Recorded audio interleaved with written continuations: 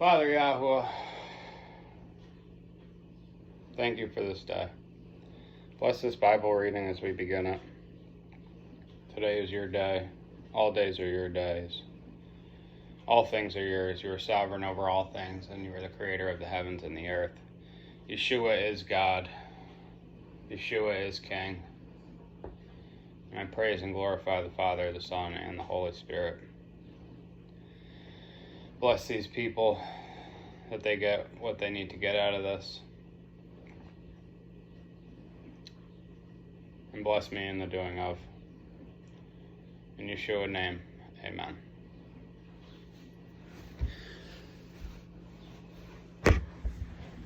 Okay. Welcome to today's Bible reading.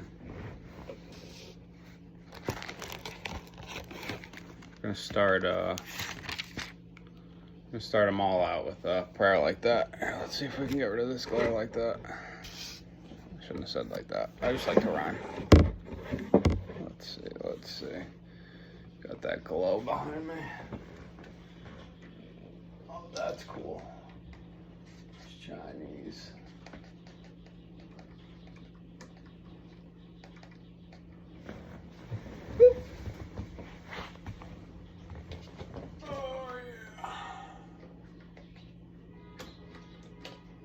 Car alarm's going off.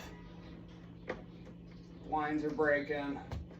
It's like immediately. Oh, that just snapped right in half. Y'all see that? That's okay. Let's do it the other way. The good old fashioned way. Okay. Let's see, does that help the glare at all? Otherwise, we're gonna have to move spots here. Or elevate this maybe. Let's see, let's find a good quality camera position. It's a little bit better. It's just that exact time of day. That window's clean too. I just cleaned it like 3 weeks ago.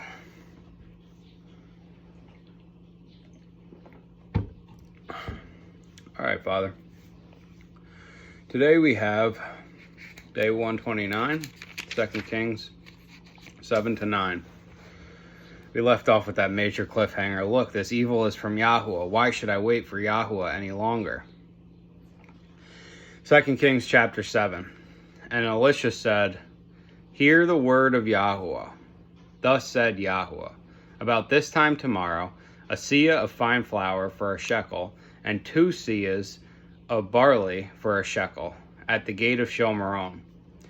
And an officer, on whose hand the sovereign leaned, answered the man of Elohim and said, Look, if Yahuwah is making windows in the heavens, shall this word come true? And he said, Look, you were about to see it with your eyes, but not eat of it. I guess it's time to just open the blinds then, right?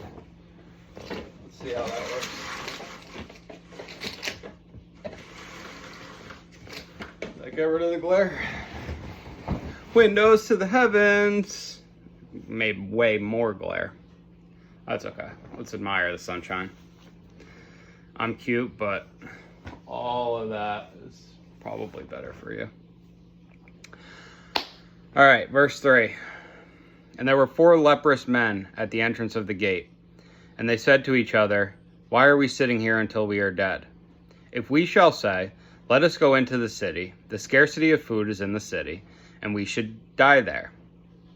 And we shall die there. And if we sit here, we shall die. And now, come, let us surrender to the army of the Arameans. If they keep us alive, we live. And if they kill us, we shall die. So at twilight, they rose up to go to the camp of the Arameans. And when they had come to the outskirts of the Aramean camp, look, no one was there. For Yahuwah had caused the army of the Arameans to hear the noise of the chariots and the noise of horses, the noise of a great army. And they said to each other, Look, the sovereign of Israel has hired against us the sovereigns of the Hittites and the sovereigns of the Mitzrites to come against us. So they rose up and fled at twilight and left the camp as it is, their tents and their horses and their donkeys, and they fled for their lives. And when these lepers came to the outskirts of the camp, They went into one tent and ate and drank, and took from there silver and gold and garments, and went and hid them. And they came back and went into another tent, and took from there, and went and hid it. Then they said to each other, "We are not doing right. This day is a day of good news, and we are keeping silent. And if we wait until morning light, then evil shall come upon us. And now, come, let us go and inform the house of the sovereign." And they came and called to the gatekeepers of the city and informed them, saying, "We went to the camp of Aram, and look, there is not a man or a voice of man, only horses tied and donkeys tied, and the tents as they were." And the gatekeepers called, and they informed the house of the sovereign inside. So the sovereign rose up in the night and said to his servants, "Let me now inform you what the Arameans have done to us. They know that we are starving. So they have gone out of the camp to hide themselves in the field, saying, 'When they come out of the city, we shall catch them alive, and enter into the city.' And one of his servants answered and said, 'Please, let some take 5 of the horses that are left in the city. Look, they are like the entire crowd of Israel that are left in it. Look, they are like the entire crowd of Israel left from those who are consumed. So let us send and see.' Then they took 2 chariots with horses, and the sovereign sent them in the direction of the camp of Aram, saying, 'Go and see.' And they went after them to the Jordan. And look, all the way was littered with garments and weapons which the Arameans had thrown away in their haste. And the messengers returned and reported to the sovereign. Then the people went out and plundered the camp of Aram. So a seah of fine flour was for a shekel, and 2 seahs of barley for a shekel, according to the word of Yahuwah. And the sovereign had appointed the officer on whose hand he leaned to be in charge of the gate. But the people trampled him at the gate, and he died, as the man of Elohim had said, who spoke when the sovereign came down to him. And it came to be, as the man of Elohim had spoken to the sovereign, saying, 2 seahs of barley for a shekel, and a seah of fine flour for a shekel, at this time tomorrow in the gate of Shomeron. That officer answered the man of Elohim and said, "Now, look, if Yahuwah is making windows in the heavens, is it according to this word?" And he had said, "Look, you are about to see it with your eyes, but not eat of it." And so it came to be for him. And for the people trampled him in the gate, and he died. I'd paused up around 13 because I was slightly confused, and I kept going because that chapter in itself is a lifetime. Yahuwah declares something, and all these weird random things happen, and then at the end, Yahuwah's word comes to be no matter what. It doesn't matter. It literally doesn't matter what you do. I've got some shorts on my other channel, Pizza Dylan, that kind of have the same effect. I was writing, here's actually the script right here. I was writing a script for a video, and I kept redoing the script, and it kept coming out exactly the same. It's like, it doesn't matter how it's going to be done. It matters what Yahuwah. It doesn't matter how you do it. It matters what Yahuwah has to be.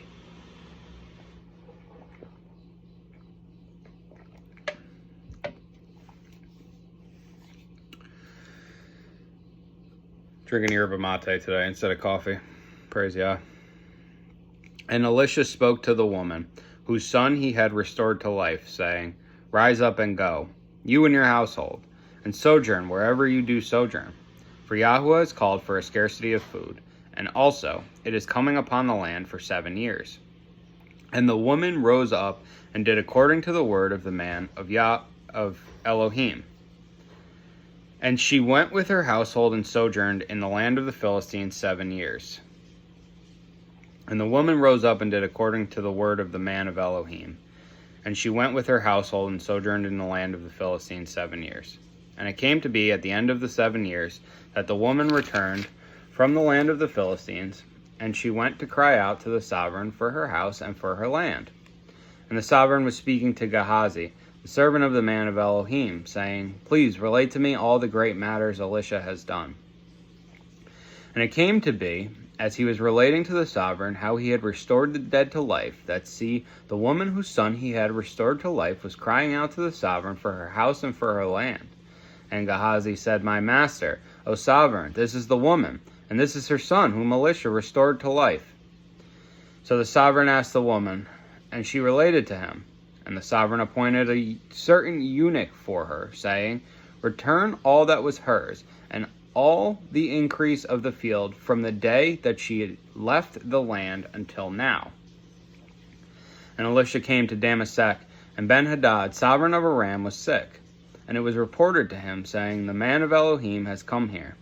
And the sovereign said to Hazael, Take a present in your hand, and go to meet the man of Elohim, and inquire of Yahuwah by him, saying, Do I recover from this sickness? And Hazael went to meet him, and took a present with him, of all the good wares of Damascus, 40 camel loads. And he came and stood before him, and said, Your son Ben-Hadad, sovereign of Aram, has sent me to you, saying, Do I recover from this sickness? And Elisha said to him, Go, say to him, You shall certainly recover, but Yahuwah has shown me that he shall certainly die. And he looked at him steadily until he was ashamed. Then the man of Elohim wept. And Hazael said, Why is my master weeping? And he answered, Because I know the evil that you are going to do to the children of Israel, setting their strongholds on fire, and killing their young men with the sword, and dashing their children, and ripping open their women with child. And Hazael said, But what is your servant, a dog, that he should perform this great matter? And Elisha answered, Yahuwah has shown that you are to be sovereign over Aram. And he left Elisha, and came to his master, who said to him, What did Elisha say to you? And he answered, He said to me that you shall certainly recover. And on the next day it came to be that he took a thick cloth, and dipped it in water, and spread it over his face, so that he died. And Hazael reigned in his place. And in the 5th year of Joram, son of Ahab, sovereign of Israel, Jehoshaphat was sovereign of Yehuda. Jehoram, son of Jehoshaphat, began to reign as sovereign of Yehuda. He was 32 years old when he began to reign, and reigned 8 years in Jerusalem. And he walked in the way of the sovereigns of Israel, as the house of Ahab had done, for the daughter of Ahab was his wife. And he did evil in the eyes of Yahuwah. However, Yahuwah would not destroy Yehuda, for the sake of Dawid, his servant, as he had promised him to give a lamp to him and his sons forever. In his days Edom revolted from under the hand of Yehuda, and made a sovereign over themselves. And Joram passed over to Seir, and all his chariots with him. And he rose by night, and struck the Edomites who had surrounded him, and the commanders of the chariots, but his people fled to their tents. Yet Edom had been in revolt from under the hand of Yehuda to this day. Then Libnah revolted at the same time. And the rest of the acts of Joram, and all that he did, are they not written in the book of the annals of the sovereigns of Yehuda? So Joram slept with his fathers, and was buried with his fathers in the city of Dawid. And Azayahu his son reigned in his place. In the 12th year of Joram, son of Ahab, sovereign of Israel, Azayahu, son of Jehoram, sovereign of Yehuda, began to reign. Azayahu was 22 years old when he began to reign, and he reigned 1 year in Jerusalem. And the name of his mother was Athaliahu, the granddaughter of Omri, sovereign of Israel. And he walked in the way of the house of Ahab, and did evil in the eyes of Yahuwah, as the house of Ahab had done, for he was the son-in-law of the house of Ahab. And he went with Joram, son of Ahab, to battle against Hazael, sovereign of Aram, at Ramoth Galad, and the Arameans struck Joram. And sovereign Joram went back to Israel to recover from the wounds with which the Arameans had stricken him at Ramah, when he fought against Hazael, sovereign of Aram, Then Azayahu, son of Jehoram, the sovereign of Yehuda, went down to see Joram, son of Ahab, in Israel, for he was sick. A lot of names and tongue twisters in Kings, but what's going on here, I kind of smiled because Elisha prophesies that, who is it? Ben-Hadad is going to recover.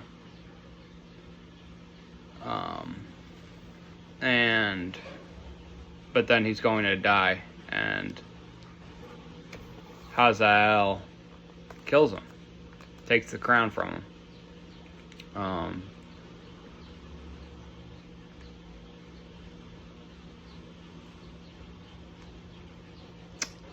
And this is one of the things that I love about Yahuwah is that he'll take that sovereigns, kings of other nations and countries, kings of other places will come to his men for a word.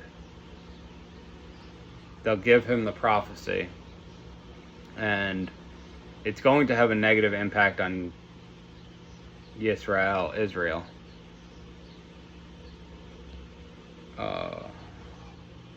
And so it's just kind of weird, like, seeing God use his man to help another man that isn't his,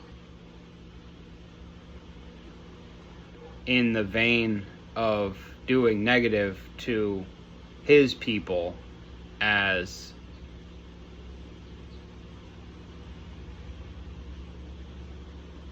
like, we don't see any of these other kings after Hazael takes over Aram. We don't see any of these kings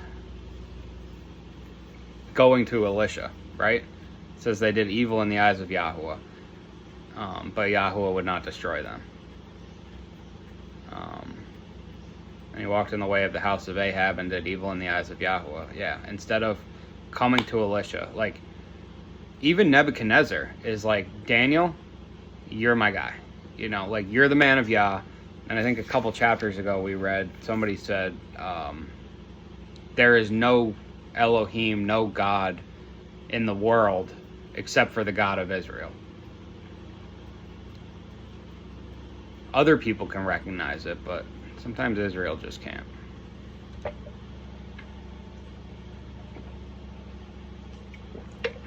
Praise Yahweh. Okay. Chapter 9. And Elisha the prophet called one of the sons of the prophets and said to him, Gird your loins and take this flask of oil in your hand and go to Ramoth Galad.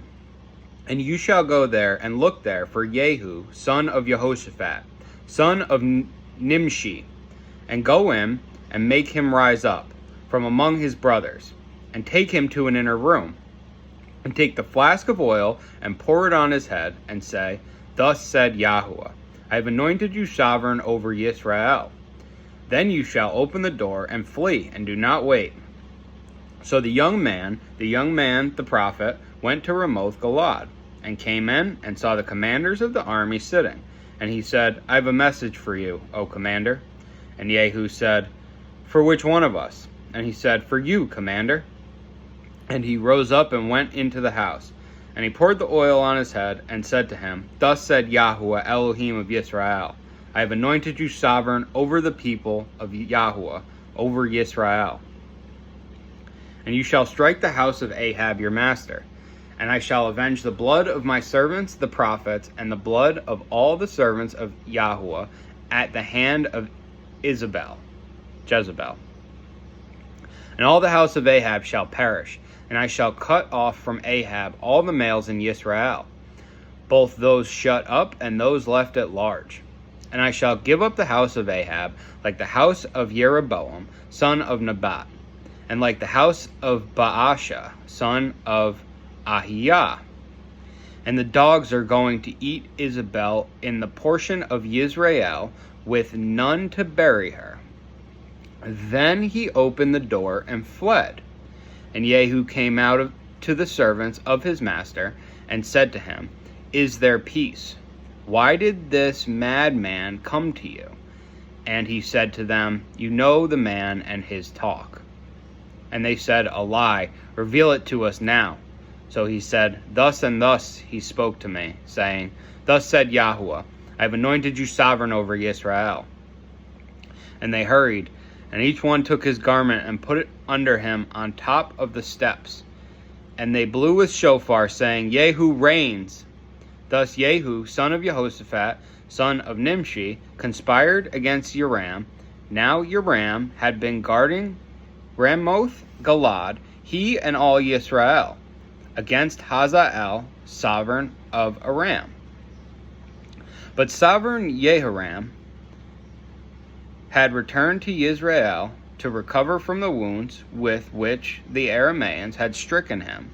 When he fought with Hazael, sovereign of Aram, Jehu now said, if this is your desire, let no one leave or escape from the city to go and make it known in Israel. And Jehu rode in a chariot and went to Israel, for Joram was laid up there. And Azariah, sovereign of Yehuda, had come down to see Joram. And a watchman stood on the tower in Israel, and he saw the company of Jehu, as he came and said, I see a company of men. And Jehoram said, get a horseman, and send him to meet them, and let him say, is there peace? And the horseman went to meet him, and said, thus said the sovereign, is there peace? And Jehu said, what have you to do with peace? Turn around and follow me. And the watchman spoke, saying, the messenger went to them, but is not coming back. Then he sent out a second horseman, who came to them, and said, thus said the sovereign, is there peace? And Jehu answered, what have you to do with peace? Turn around and follow me. And the watchman spoke, saying, he went up to them and is not coming back. And the driving is like the driving of Jehu, son of Nimshi, for he drives madly. Then Jehoram said, hitch up. And his chariot was hitched up. And Jehoram, sovereign of Israel, and Azayahu, sovereign of Yehuda, went out, each in his chariot. And they went out to meet Jehu, and met him on the portion of Naboth the Israelite. And it came to be, when Jehoram saw Jehu, that he said, is there peace, Jehu? But he answered, what peace, as long as the whorings of your mother Isabel and her witchcraft are so many?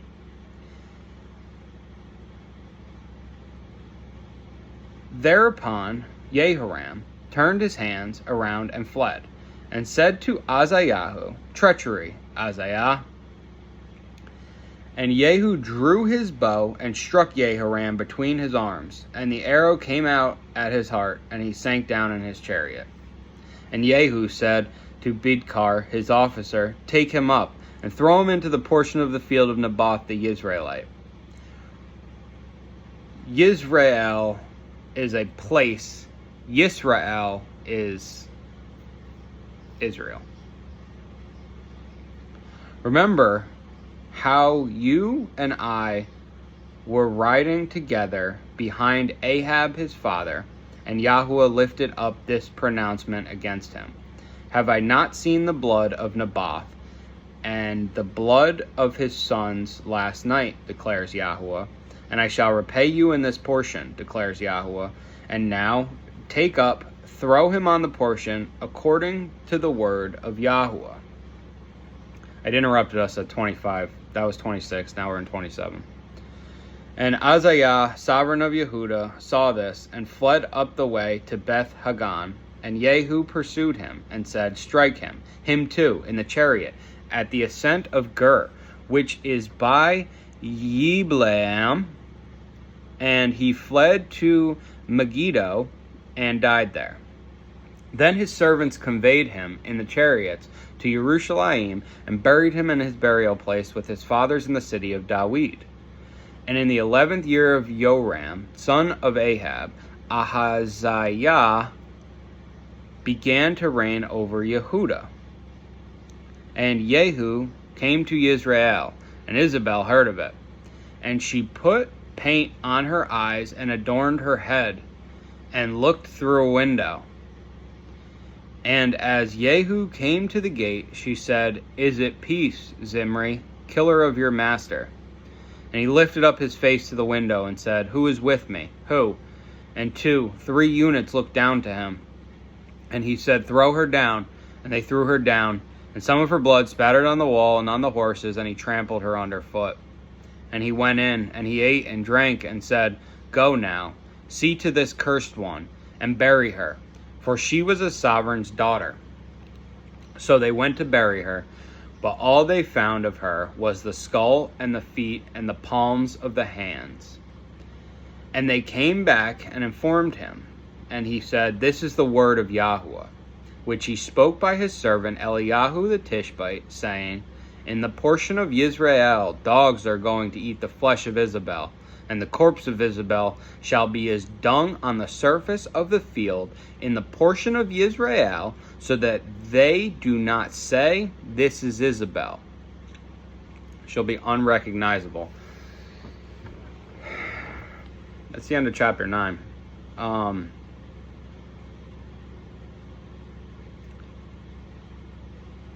That's an allegory for America right now. There's a lot of whoring going on. Just slutting out the whole nation. The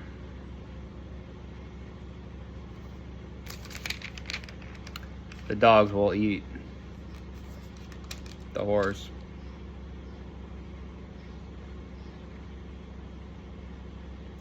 I myself am guilty of it.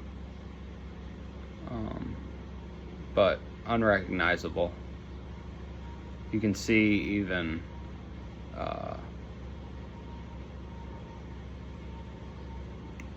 with this revival of Christianity, which is a word that I hate, but with this revival of Christianity, you're seeing an increased modesty in the way that the women dress. I'm even seeing women cover their hair. We liken that to Islam, but it's a sign of respect to the husband.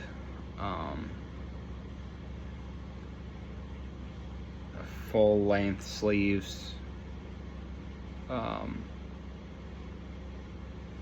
We are all naked under our clothes, but there's a sense of modesty and a sense of, like Yah covers Adam and Eve from being naked in the garden after they sin, and so the level of shame is part of our punishment from the original sin. As far as chapter 9, pretty straightforward. Jehu becomes king, and you see the enactment of the Spirit, the commanding. Elisha tells one of the sons of the prophets, "Gird your loins and take this flask of oil in your hand and go to Ramoth Galad, and you shall go there and look for Jehu, son of Jehoshaphat, son of Nimshi, and go in and make him rise up from among his brothers and take him to an inner room. And take the flask of oil and pour it on his head and say, Thus said Yahuwah, I have anointed you sovereign over Israel. Then you shall open the door and flee and do not wait." So this is like, grab this man, you're a kid, grab this man, take him into an inner room, pour this oil on his head, tell him he's going to be king, and then run out the door. It's commanding, like when Yeshua says, I think it's Zebedee and Simon, he says to them, "Drop your nets and follow me." And just like that, they do it, Yahuwah doesn't do things in kind of like hesitant motion. He walks into a room and clears the room. We see it again with Jehu. And he lifted up his face to the window and said, "Who is with me? Who?" And 3 eunuchs looked down to him. And he said, "Throw her down." And they threw her down. So she's got her castle. Isabel has her castle. She's got her men there. And he just looks around and says, "Who's with me?" Finds 2 guys. They throw her out the window. And